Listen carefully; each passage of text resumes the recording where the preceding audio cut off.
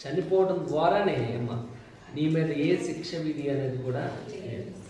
ఆయన చనిపోవడం వల్లనే నువ్వు రక్షింపబడి ఉన్నావు.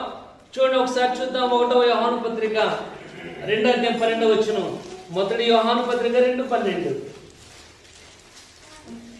మొదటి యోహాను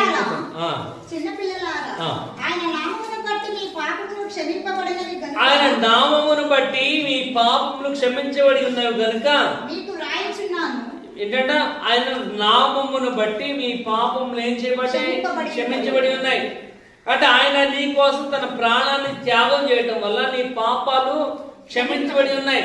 నువ్వు అనొచ్చు, నేను ఇప్పుడు దాకా ఏ పాపం నేను చేయలేదండి అని. కానీ నువ్వు పాపంలోనే పుట్టిన వాడువు, పాపంలోనే పెరిగిన వాడువు, పాపంలోనే నీ జీవితమును కొనసాగిస్తున్నావు. ఈ లోకమంతా కూడా లోకం ప్రేమించేవాడే దేవుని ప్రేమ వానిలో ఉండదు.